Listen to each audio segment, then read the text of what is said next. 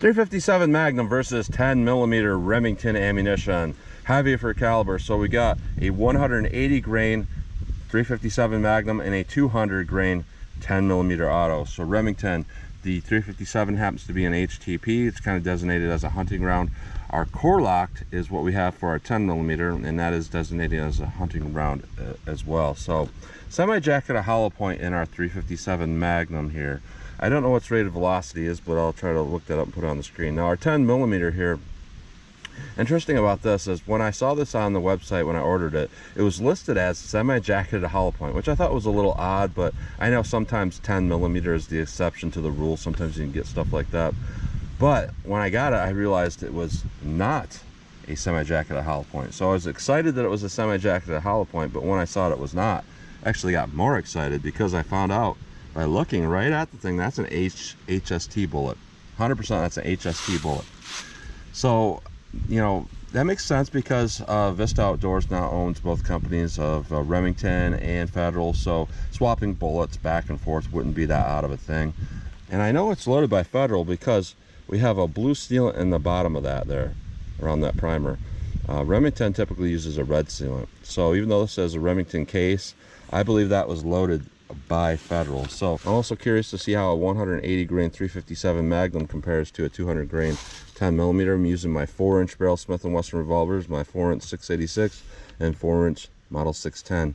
So this should be a pretty fair comparison here. So I'm going to go through the chronograph, see what kind of velocity and accuracy I get at the same time. Then I'm going to do my 10% clear ballistic test. So we're going to go into plain clear ballistics, see what the best potential of those cartridges are. No denim or anything like that in the way to clog a hollow point. Then I'll do more of our real world simulation. 4 layers of denim in this first 3-inch piece that represents our pectoral muscle. After that, a 1/4-inch medium density fiberboard right here that's going to represent ribs or sternum. That'll be more of our real world simulation. And then I am going to shoot the steel target to see what kind of practical accuracy I'm getting these. So let's get started with this test. All right, I'm about 5 yards from the target. First up, we have our .357 Magnum, 180 grain semi-jacketed hollow point. We are rated at 1145 feet per second. I just looked up, so 4-inch barrel. Let's see how close we get to 1145 feet per second.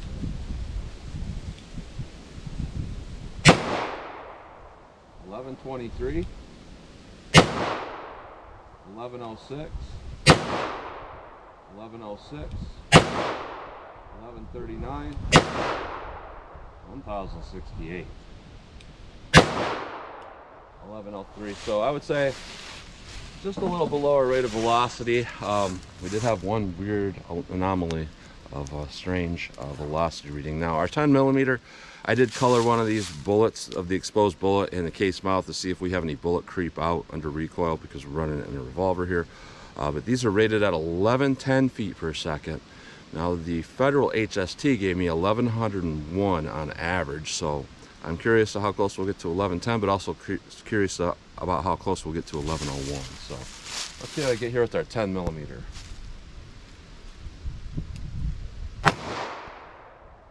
1121,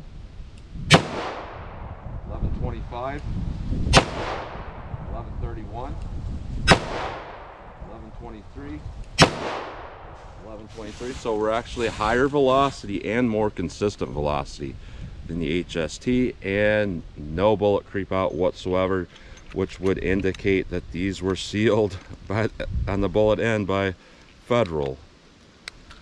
So let's try to get that last velocity read here.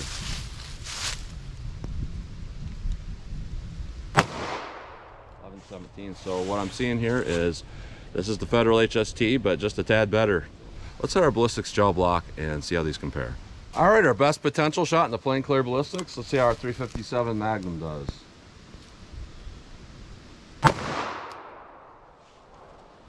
All right. Put that with our 10mm auto. We got 21 inches with the Federal HST. Let's see how close we get to that with this Core-Lokt. Let's go take a look.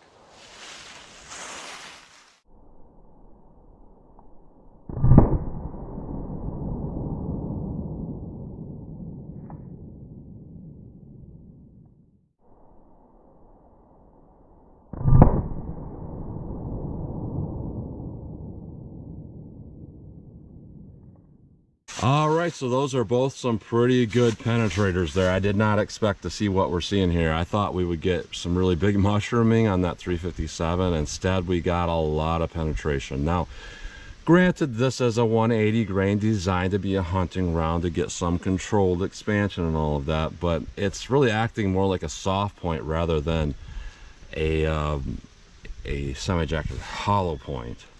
As where our Core-Lokt ammo, a lot more damage in there, and you can see a lot more damage from that thicker jacket cutting really well. We have fantastic expansion, but we definitely have some over penetration.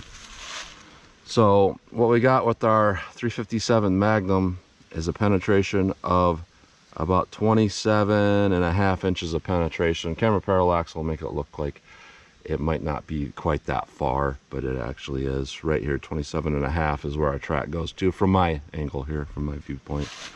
Now with our 10 millimeter, we have fantastic expansion, but we're at about 22.75 inches of penetration. So a little bit more, about 1.75 more than what we got with the Federal HST, and that could just be from a little bit extra power, because if they both expanded really good, you know, a little more velocity is just going to push, you know, the same size expansion deeper. So that's kind of to be expected. So definitely is kind of a hunting round from my opinion, because it did penetrate so far. So let's put on our denim, put in our MDF, see how they compare in more of our real world simulation. All right, more of our real world simulation. 4 layers of denim, 3 inches of clear ballistics, 1/4 inch medium density 504. See how our 357 Magnum does. Set that back up, we'll hit it with the 10 millimeter auto. All right, 10 millimeter auto. When I tested the 10 millimeter Federal HST, I got 21 inches in both the plain clear ballistic shot and through the denim and MDF. So let's see if we get about the same penetration with our 10 millimeter. Let's go take a look.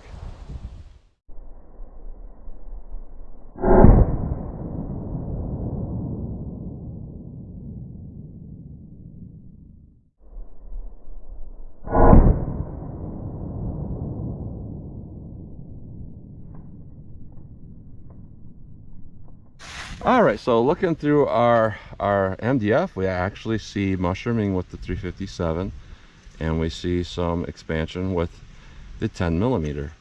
Both actually look pretty good going through the MDF. Didn't really change up a whole lot with either of these here.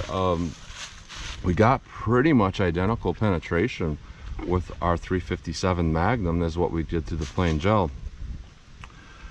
I think I said 27.5, and this we got about 27.25 inches with our 357 going through the MDF. Pretty good damage up there. Our 10 millimeter has just as much damage, just as much expansion through the MDF as what it had in plain gel. But this differs from the Federal HST in the fact that we got even more penetration through our MDF shot. So we're looking at about 24 inches of penetration with our Core-Lokt ammo here. So looking at these are not necessarily a fail. Now, they're going to be too much penetration for self-defense. Now, if you use this 357 mag for self-defense against two-legged attackers here, I don't think it would do particularly well, because we didn't get very much expansion or mushrooming. So this is really meant to pass through a deer or something like that and do pretty well. Now, our Federal HST bullet through our Core-Lokt ammo, even though we got over penetration, it expanded really big. So this is one of those rare instances where over penetration when it comes to terminal ballistics isn't necessarily a bad thing, because a lot of times when you get over penetration, it means you did not get expansion. But if we're fully expanded as big as what we're ever going to see here, whether the bullet stops inside the target or not, it's still just as good. So I would say our Federal HST bullet here and our Core-Lokt, I want to keep calling it the ammo, but in our Remington Core-Lokt, again, this is what I class a lot of 10 millimeter ammo as it looks like a pretty good dual purpose, like personal defense round or woods round, because you're going to get a little bit too much penetration against two-legged attackers, but it's not significant, and you're still going to get expansion, but you're going to go a little bit deeper in something that's bigger. So really good overall. Our 357 Magnum here, not so good. I think you have better options for hunting, and you have better options for personal defense as well. Now, a lot of people are going to say, well, I use this in a carbine, it does well. And yeah, that probably would do well in a carbine. You get a little more velocity. Not a ton more with the 180 grain, but you would still get some more, and it would do a little bit better. So I'd say in terms of just, you know, either hunting or personal defense, our 10 millimeter did a lot better here. So let's take these out of block. We'll take a close-up look at them, then I'll shoot our steel, see what kind of practical accuracy I can get with these. All right, so here's a close-up look at these bullets going through plain gel. Here is our 10 millimeter auto. Just absolutely fantastic expansion. And again, I do believe that is an HST bullet. I do see that kind of that cantilever line around the bottom there. That's not a typical revolver cantilever. Rather, it's a like a mechanical bond to bond that jacket to that lead core.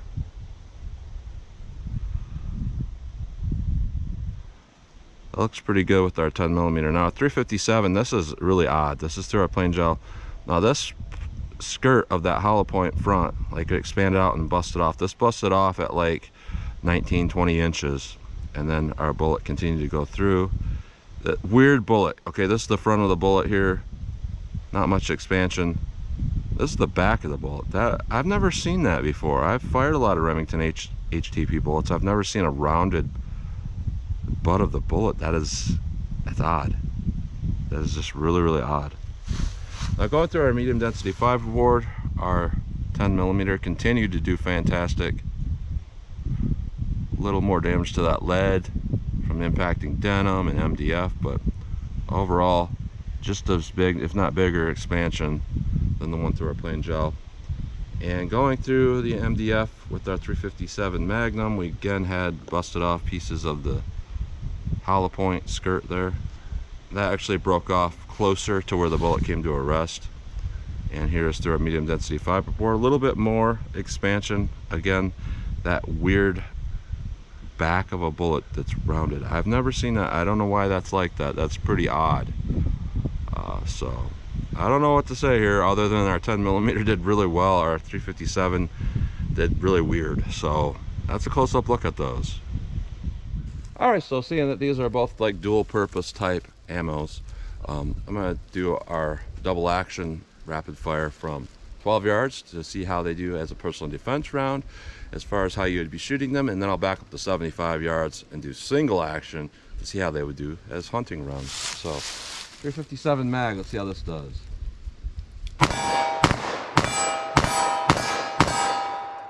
I did pull one over the target, and that's just from a little bit of muzzle jump. So 10 millimeter, let's see what this does.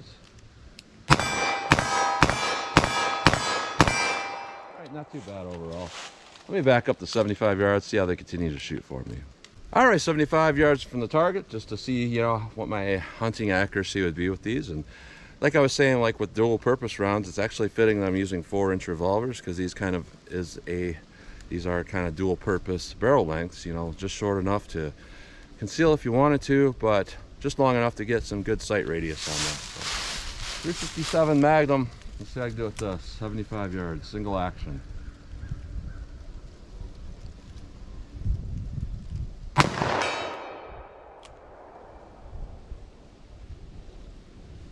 A little bit high.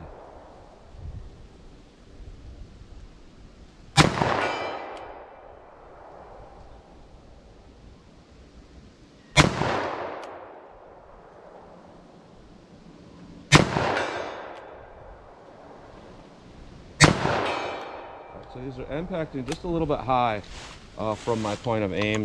One of those misses was because it just went right over the target because I was aiming center. I did miss one. I think I pulled it to the right.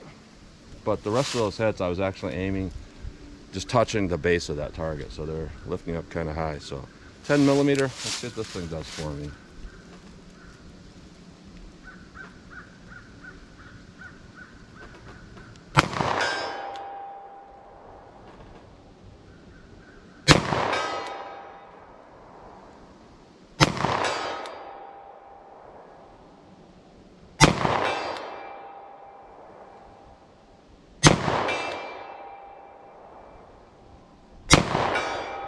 All right, so I'm going to say here, I think all around here, our 10 millimeter is a better cartridge and a heavier bullet weight than this 357 Magnum of a handgun. And I'm not here to tell you that 10 millimeter is more powerful than 357. I'm not here to tell you that it's necessarily a better option for a revolver, but what I am here to tell you is it's a pretty good option for a revolver. And I had a lot of people scoffing at the idea of getting 10 millimeter in a revolver. The reason why I wanted to do that is because I was not getting very good reliability in my conversion 10 millimeter, and that doesn't necessarily say a whole lot to 10 millimeter autos as a whole, but I actually watched a lot of different YouTube channels where they were shooting various different new 10 millimeters, different brands, this and that.